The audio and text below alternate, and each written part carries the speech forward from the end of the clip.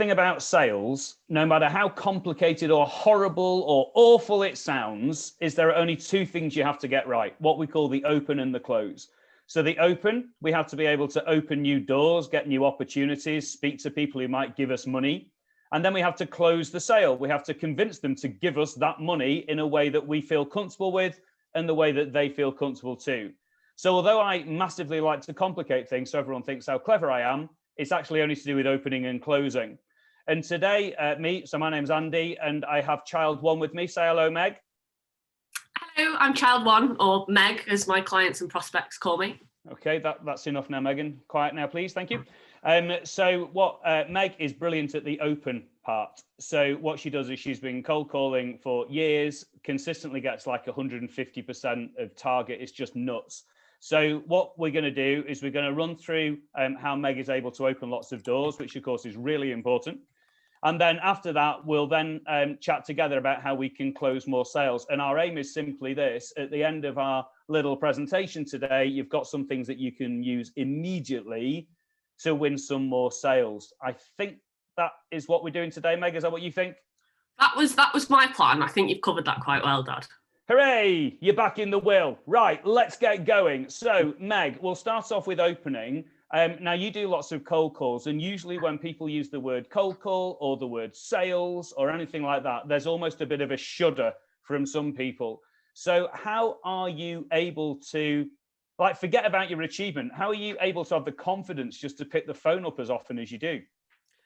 Yeah, I think that's a really good question, Dad, and it's one of the things that makes me quite good at it is my mindset, and I think that the confidence from picking up the phone and the success actually when you hang up the phone comes from the mindset you have before you go into it, and it don't get me wrong, it took me a couple of months to get there.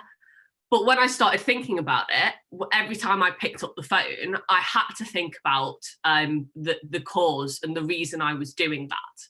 And the cause affects three people. Why am I picking up the phone? What's in it for me? Why does my company want me to pick up the phone? What's in it for them?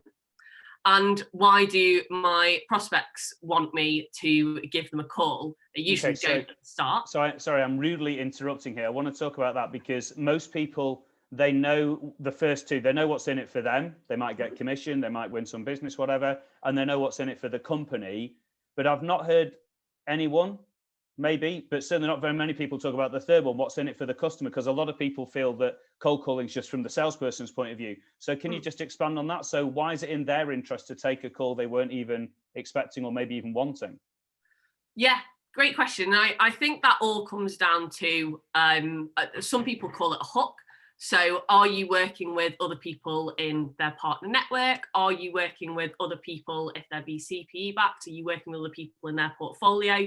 But actually, I don't necessarily use that all the time, because I think the end result of my company is to make the company I'm calling make more money. So every time I pick up the phone, I think when I speak to a decision maker, when I look to get time in their diaries, when I look to have a conversation with them, that's really important, not just for me, not just for my company, but ultimately for them, because I'm going to make them a lot of money. And because I have that mindset and that attitude, there's no real reason why they shouldn't see me. Yeah, I suppose actually, if you wanted to go too far the other way, you could almost think you were being rude if you didn't ring them, because then they're not going to make all their money. So you're doing them a favor. I love that. So that's the first message, right? You've got to, I mean, this is what I call inside and outside. You've got to sort your inside out or you're not going to get your outside. So I love that. So I guess anyone watching us have our little chat here will think, right, okay, I get that, Meg. I need to be positive. What are the benefits to me, my company, their company, and so on. So let's say you got your inside right, and then you pick your phone up and you're all raring to go, and then you open your mouth. Like, how do you start a conversation? What's the very first words out of your mouth? Because there's a very good chance somebody will say, not now, bye. Yep. What is it you say to actually start the thing off? First words. I will start it quite familiar. I will literally just pick up the phone to someone and say, hiya, is this Andy? Genius. Let me write that down. You'll probably go, yes, it is. But where people sometimes go wrong, I think, is their second sentence, which is immediately, I'm from ABC Technologies. I think you should meet me because I'm great and I offer ABC solutions. Whereas actually my second sentence is, oh, hi, Andy. That's great. It's Meg. How are you? I see. And I say, I'm very well, thanks, Megan. And then what do you say? So then it's more of a conversation. So you go, oh, Andy, I'm so glad you asked. My name's Meg. I'm actually calling. I'm one of the account managers working with BGF to support their portfolio and grow over the course of 2021. I don't know if you've heard of my company before. Okay, so let me just stop you there. Right. Okay, so that's all good. So what I've heard, and have I got this right? Show your daddy's listening to you here, child one. You start off with the cutting edge, hi, I'm Meg. The only response is, hello, I'm Andy. And then you go, how are you doing, Andy? That's your second one. How are you doing? And I go, I'm fine. Who's this? Yeah. And then I suppose your third one's really key because you've got to talk about something that they will find valuable, right? Yeah.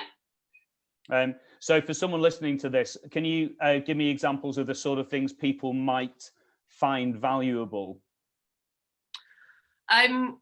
Yeah, well, the biggest thing is either accelerating growth, making the money you make this year bigger, or it's actually reducing risk or reducing cost. And as soon as you picked up the phone, actually, as soon as someone answers to my, because I don't know if you can tell, quite an extrovert. As soon as someone answers to my quite, peppy, how are you? I can tell quite easily if they're more of an extrovert or more of a pragmatist. And if they're more of an extrovert, I typically go down the route of how can we make your sales big? Because they will match my excitement. How can I make your sales bigger? How can I help you this year? And if they're more like you would be, Dad, and when, who the hell are you?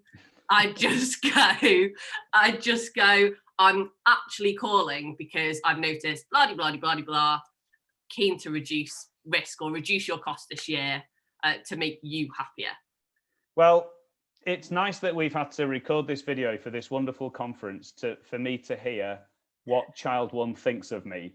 I thought I was more of an excitable extrovert kind of gas, but I'm a cantankerous old bald man with nothing to live for. So that's very nice. And it's interesting, actually, talking to bald, I was doing something the other day. This did make me laugh, actually. And someone said, I'm just a bit confused about something. And I thought, oh, no, explained it properly, blah, blah, blah. Sorry, what is it? And he goes, when you're washing your face in the morning.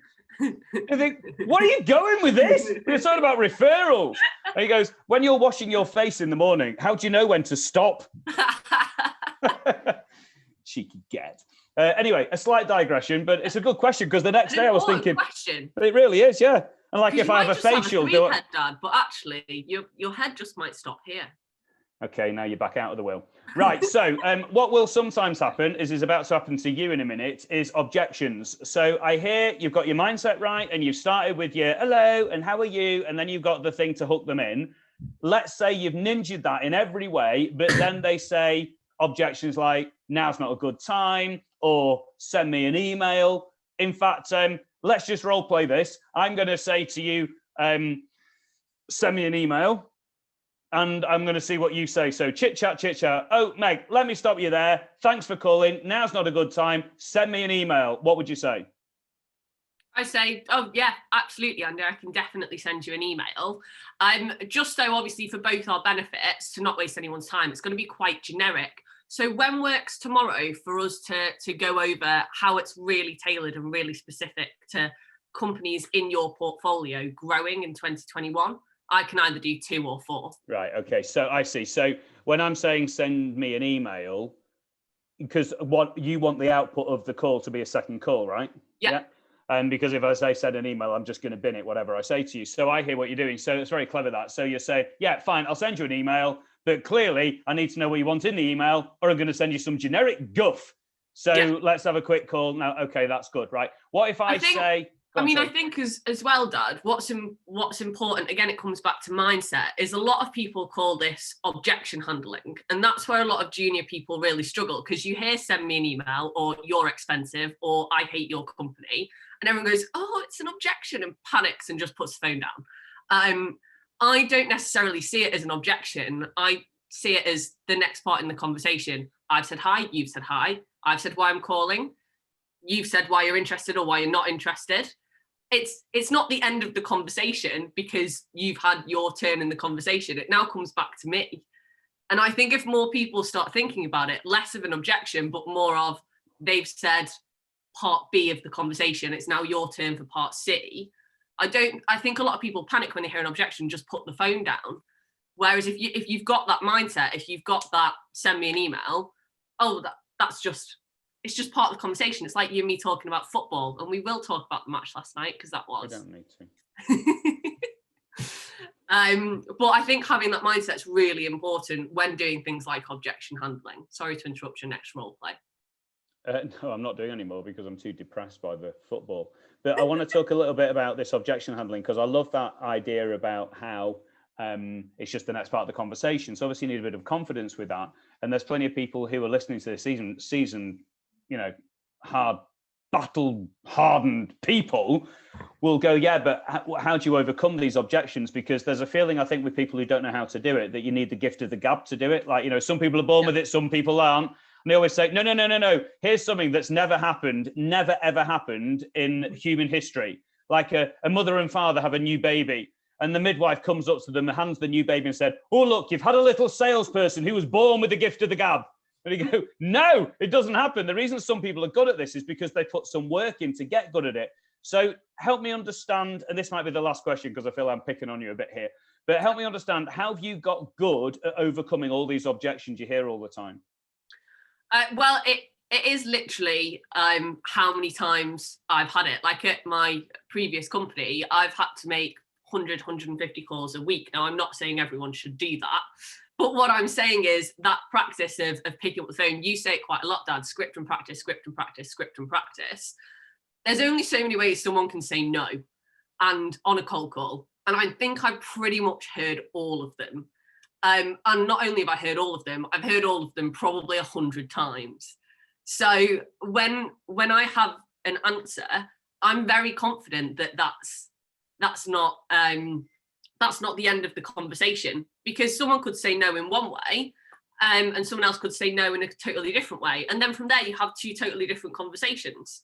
So there's no point in thinking this no will automatically result to a never speak to me again, because that's just not how a conversation works.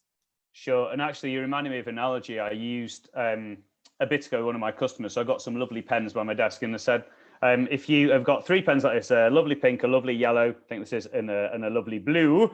And let's say somebody says, I want you to highlight something and please can you highlight it in yellow? You think, oh, right, it's the yellow one. And you get the yellow one and off you go. You don't think about it. Yeah, but if you don't have a yellow pen, can't do it. So it's a bit like this. These are your answers to your objections. If somebody rocks out, I want an email, you think, oh, it's that one. Yeah. Cost. Oh, it's that one. But if you don't know it, you can't do it. So that's what we mean by scripts and practice. Yeah, you work on your script. What are you going to say? Someone says, send me an email. You go, yeah, absolutely. What do you want in it? And then you walk around your house practicing saying it again and again and again and again and again.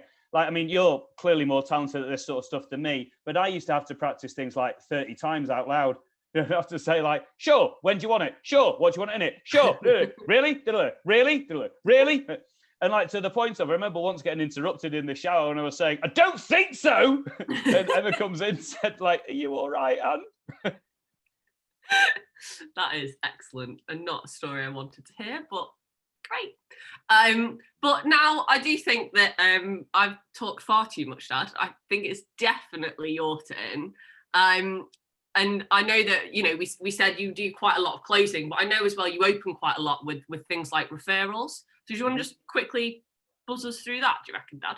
I'll do some referral stuff for you super quickly. Again, it's all to do with scripts and practice, because anything you get nervous about, you have to know what to say. Script, and you have to practice doing it. Practice, because otherwise you don't know what to say or you haven't practiced it enough. So I often find salespeople say, oh, I haven't got the time to do it. You think, no, as a professional salesperson, anything at all that is important, scripts and practice. I choose not to cold call, not because it's not great, it's great and you're great at it. But what I found for my business and my customers, referrals works better. So just as you have done your scripts and your practice, I do the same thing as well. So for example, I might say to you, Meg, can I ask your advice? And you go, yeah, what is it? Or something more charming, I hope, Megan. And say, I see that you're really good friends with Paige. I really want to speak to Paige. I think I might be able to help her. I don't want to cold call her because I'm not very good at it. Like, how do you advise I approach Paige, Meg? And you'll probably say, oh, just introduce you. So I don't ask for the referral, I ask for advice. And so that works really well for me. So I don't get worried asking for the referral because I haven't said the word referral, I've said the word advice. And you're flattered because I asked for your advice. Now, anyone listening to this might think that's genius. Well, there you go. That's your script. You're halfway there. You now need to walk around the house traumatizing your wife by saying it in the shower. So scripts and practice, scripts and practice.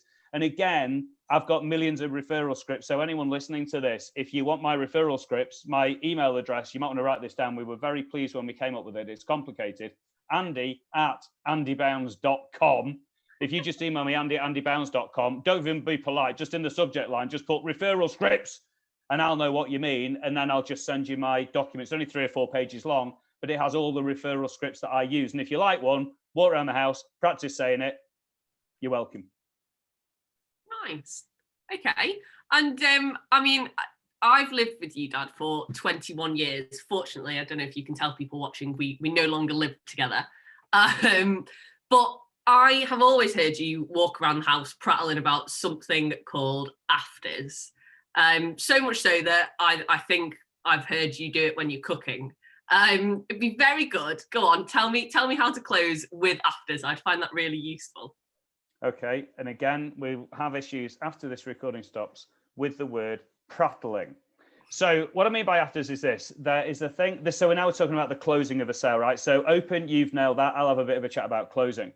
So what we mean by closing is this, getting customers to give you money. But here's the thing, when customers give you money, they're not buying you and they're not buying your products or your service or anything about you, which often sounds strange to people because if they're a website company, they think, well, people are buying a website. No, they're not. What they're buying is the afters, why they're better off after it. So after the website, I'm going to get in more sales. If you go and speak to a lawyer, you don't want the lawyer, but after seeing her, you're hopefully not going to jail anymore. So it's not the lawyer you want, it's the no jail time. You speak to a financial expert, nobody wants one of them, but after them, you're hopefully paying less tax. And again, hopefully legally, or you might need the lawyer again. And sadly, nobody wants me at all, but what they want is more sales for their business. Yeah, if somebody wants that referral script thing I said before, they actually don't want the referral script thing. What they want is they want more easy leads. So what they're doing is they want to use the referral. So, and it's the same with any walk of life at all. Nobody wants a newspaper. In fact, let's have an afters quiz. People, when they buy a newspaper, Meg, they don't want a newspaper. What do they really want? To read the news. Hooray, that's right. When they buy toothpaste, Meg, they don't really want toothpaste. What do they really want? Fresh breath. Nailed it. So there we go. So I thought I'd do a visual just to show people what I mean here. It's a nice subtle slide. Here we go. You ready, ladies and gents? I'm sharing my screen now. Meg, can you see this okay? Yeah. Right, cool. So here you go. It's just a subtle one. This is the most important word for closing the sale. I don't know if you can see that at the back. So afters. So if you look at what the world's best salespeople do, and I've worked with a lot of them, and I've worked all over the world and helped companies win multi-billion-pound deals and written books on this sort of stuff and won awards, blah, blah, blah. Nobody cares, but this is what the best salespeople do. You're probably more interested in will it help you afterwards. Well, what we do to close a sale is you first find the customer's afters. So if someone says to me, Andy, can you speak at my conference for me? I always go, don't know. What do you want to achieve after your conference? And they'll say, we want everyone to be able to sell more stuff. And I go, haha, yes, I can. And then I go to the B phase, which is I then build certainty and say, let me explain how I'll help you do that. So if you happen to be a website company and someone says, can you build a website? You go, maybe. What do you want the website to achieve for you? What are you looking to achieve after it? What's your long-term goal with this website? How will you know it's worked? Blah, blah, blah. And somebody says, I don't know, I want to make more sales in Belgium. And then you build certainty, say, we can help you do that. We help somebody else get sales in Belgium. Their market share is now 15%. Would you like to hear how we help them? Yes, please, says the customer. We built them something called a website. And then you're off and running. So you ask questions to find the afters. You then build certainty. We're telling them stories, how you've helped other people, giving product demos, explaining how things will work. Using your word before, child one, we talk about overcoming objections, because if you think about an objection, that makes things uncertain. What about the price? So you just need to fight the uncertainty with certainty with a great script and practice. I'm not sure now's the right time. Fight it. So objection handling is part of building certainty. And then the C, I'll do this quickly, and then I'll have a little drink of water and you can ask me whatever you want about this, Meg. And then the C, the final step is you then need to close it. So how soon do you want to start? This sounds good to me. Does it feel good to you? Have you got any final concerns? Let's get diaries out. You then need to ask for the sale. They are the only 3 things you have to master if you want to sell more stuff. A, find where they want to be after you with good questions. B, build certainty. We can get you there. We've done it before. Stories. This is how we'll do it with you. Timeline. Before you kick off, objection handle. And then you close it off with however you ask for the sale. And that can be for the smallest. I know a florist selling a bunch of flowers. Who are the flowers for? Da-da-da. When would you like to pay? To a multi-billion-pound IT infrastructure program. What are you looking to achieve across the world? Okay. So ABCs, I'm shutting up. I need a drink of water. Okay. My tiny glass. Have I got a tiny glass or have I got a tiny head? It's bigger than your head. What questions have you got about this? Quite a few, actually. With regards to building certainty, you mentioned things like stories there and sharing what you've done for other companies. If someone is asking you to do something quite specific, and you have, in more general terms, say they're an IT company and they're very specifically looking at targeting Belgium, and you haven't worked in Belgium but you have worked in France, what do you focus on in that story to build certainty?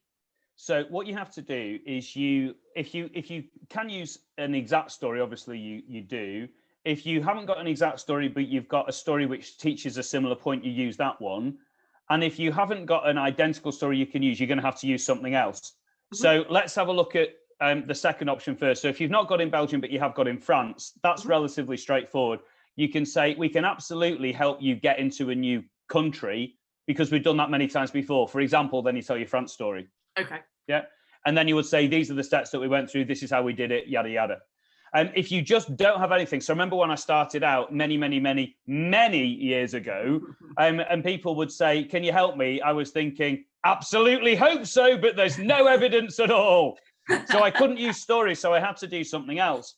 So what do you do if you don't have any stories whatsoever is you then have to give them certainty another way. So a really nice way to do if you haven't got stories is use teaching. So for example, let's say somebody asked me if I can speak at a conference for them, and I ask a few afters-based questions and find what they want, and they say, can you help me? I mean, fortunately, I've spoken at millions of conferences, so I can rot those stories out. But when I hadn't, then I could say, I can help you, and let me tell you 2 things maybe you hadn't thought of before, which give evidence that I can. So I would then teach them something. So for example, one thing I used to teach about conferences is I would say, your conference is going to have an impact on your audience. How long do you want that impact to last? And they would go, what do you mean? I say, well, normally people do what I call happy sheet conferences. They do a happy sheet at the end of the day, say, did you enjoy the day? And everyone says, yes, it was glorious. So the impact lasts a day. Whereas some people do conferences and they want to change the long-term habits of the company. And so 6 months later, the salespeople are behaving differently. I'm just wondering which your conference is. Now you're here, Meg, I haven't sold any stories at all yet, but that's a great question because it's teaching them something. Clearly, the correct answer to that is we want to cause a long-term impact. But clearly, the truthful answer is they hadn't thought about that at all, and they were just going to rock out a happy sheet.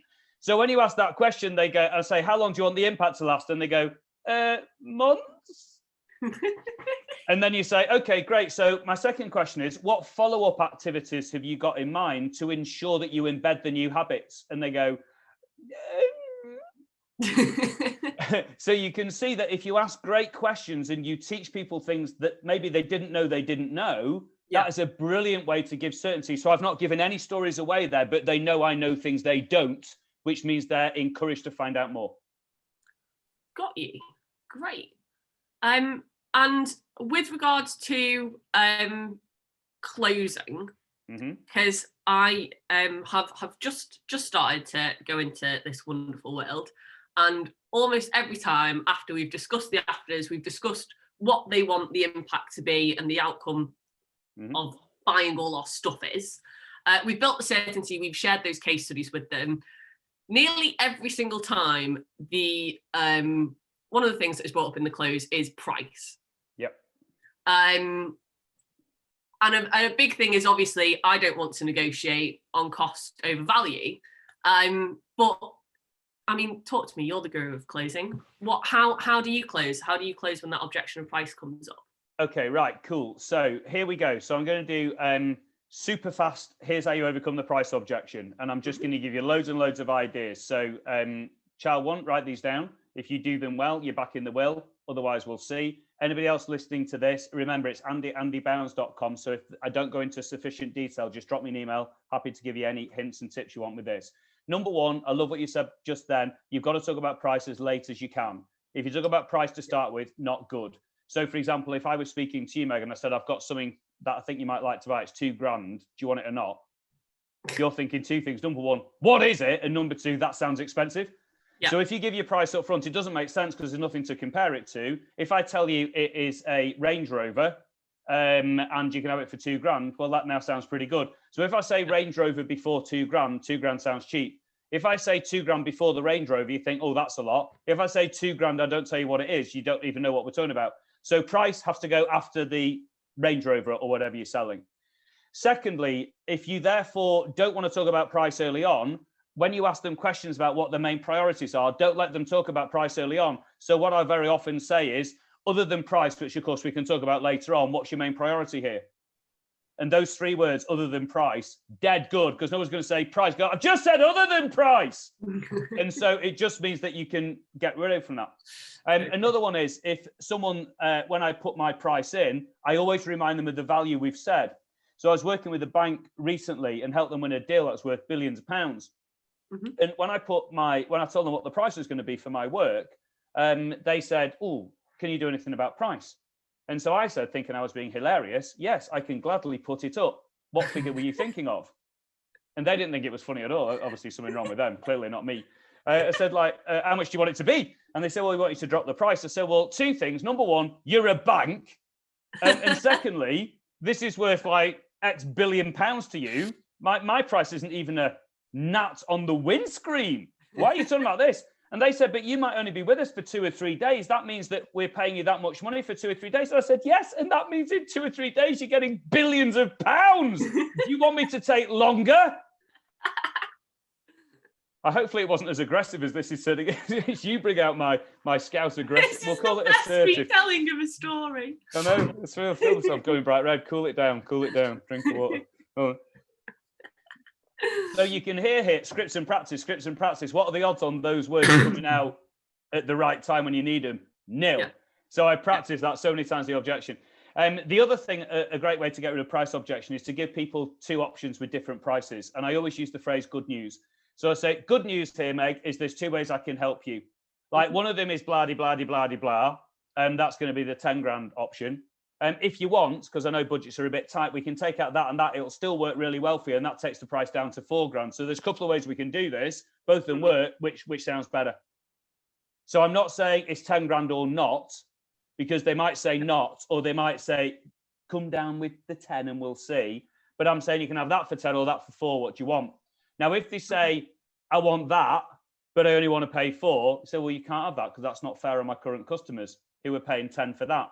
So if you want that, it's 10. And if you want that, it's 4. But you can't have that for 4. You can't go in a restaurant, can you, and say, what I'd really like is the burger and chips, but I only plan to pay for the chips. But you can't have that. So again, that's another way to reduce price, like options and prices, right? Mm-hmm. Do you want me to keep going, or is that enough? No, I really like that. I really enjoyed the aggressive storytelling. That was probably my favourite part. I'm not going to lie. Assertive. Okay, sorry, my bad. What do you think is the most important bit of advice you can give or have given someone when it comes to closing? What if I say scripts and practice again? So let me give you my scripts. Yeah. Because, and maybe we'll wrap it up there, because otherwise we could be minging on for ages. I believe there are other speakers at this conference. So yeah, so I always ask the same 3 things. Number 1, do you feel comfortable from what we talked about today that I can help you? And then say whatever the afters are. Get into Belgium. First question, do you feel comfortable I can help? Mm-hmm. If they say yes, then I go into the next one. If they say no, I say, I'm glad I checked. What do you not feel comfortable about? And they say price, and you go, oh, it's price objection. And then they say, oh, demand. Okay, oh, it's the demand objection. It's the price objection. So by asking the, do you feel comfortable? It's either yes or I've got an objection. Okay. My next question is, I feel really comfortable with this as well. Do you have any final concerns? So I'm really hammering into, like, do you have any final concerns? Yeah. By now, probably not. they might say, yeah, just a bit concerned about capacity. Oh, capacity one, is it? And then we do capacity. And then my final one is, by now, they're totally convinced. There's no objections left. I used to say, when do you want it? And that used to work quite well. But sometimes they said, oh, in a couple of months. But what I found is if I use the word soon, they always reply with the word soon. So I say, cool. So how soon do you want it? And almost always they go, how soon can you do it? Or soon. So if you say the word soon, almost always people say soon. Now, if you say the word soon too soon, it doesn't work. So you want to make sure you've done all the ABC stuff. And then when you've done all the ABC stuff and you've handled the price and all that stuff, you go, so I'm comfy. Are you? Yes or no? We got any final concerns? Yes or no? Cool. How soon do you want it? That's what I do. And if you like that, everyone, you're welcome, but you need to walk around the house and traumatize people in the shower. I could talk to you all day, Megan. Being my daughter, I tend to. So what we'll do is we'll now go and have a cliquey father and daughter moment. A couple of things to help people after today. Let me just pull back this. Oh, look, remember ABC. The other thing to help you after today, we're both on LinkedIn and we post stuff pretty much every day. So if you want to go to Meg stuff, she's got some great stuff on cold calling. Love it. So look at her posts. I post stuff on pretty much everything apart from cold calling. So you can come to us anytime you want. In fact, if I post something on cold calling, literally all it says is read Meg's. Another thing that we have as well is Andy Bounds online. So if you've enjoyed this 20, 30, 40 minutes, however long it is, I've got 20 hours of stuff on Andy Bounds online. So if you go to that website, andyboundsonline.com, I've thought of every single aspect of sales, apart from cold calling, and I've recorded some videos on all of them. There's about 20 hours of stuff, 140 videos and so on, and loads of them are free. So if you go on andyboundsonline.com, you're very welcome. Have a look at the free ones with my compliments. And if you want to pay for some, that's fine too. But I would do the free ones first. So we said about the opening and closing. I pretty much opened this video and I was very grateful for your patience with that, Meg. So I think that you can actually do some work and maybe close it off. So it's goodbye from me. Over to you, Meg. Thanks for listening, guys. It's obviously Andy Bounds on LinkedIn and it's Meg Bounds on LinkedIn as well. If you've got any questions, please don't hesitate to just drop me a note. I'm most easily contactable on LinkedIn, as even my dad has found out. Thanks for listening. If you've got any questions, drop us a note, and I'm sure we'll speak to you all soon.